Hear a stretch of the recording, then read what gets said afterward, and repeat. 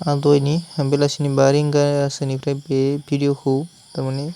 expert खालामनो जुजिबायदों आरोना दासिम हायाखै आं थारमाने आङो बे 6 मिनिटनि भिडिअ ब्लगनि थांगोन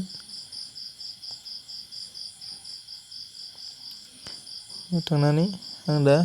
नैबे 720आव बेयावल' जाहैदों नैबे मबाइला बेयावनो एक्सपर्ट जायाखै आंनिया माने ससे खारनानै नांथाना थायो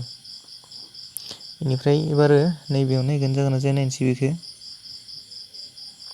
बेयाव नायगोन जायोबाथ' जाबायानोसै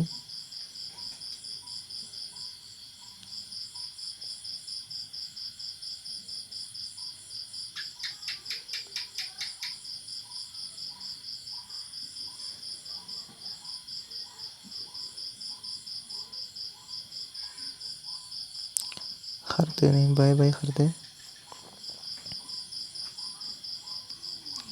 ओरैबादि प्रब्लेम होयो माने भिडिअ एडिटखौनो खालामनो नागिरा आरो बेयो मबाइला सेमसुं J2 Proमोन ओमफ्राय अल्ड भार्सन जाहैबायना बेनि थाखायनो माने बिदिनो एडिटिं माबा माबिफोराव बिराद खस्थ'खा ओमफ्राय रेमाबो 2GB ल'ना बेखायनो दसेनो माबायो आरो स्टरेजफोरा फुल जायो बारा गोलाव भिडिअबो बानायनो हाया मा जागोन दाथ' नैबे 480आसो जासिगोन खोमा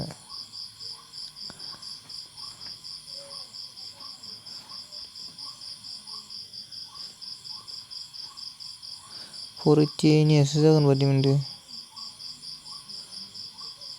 दहायनाथ' जायासैयानो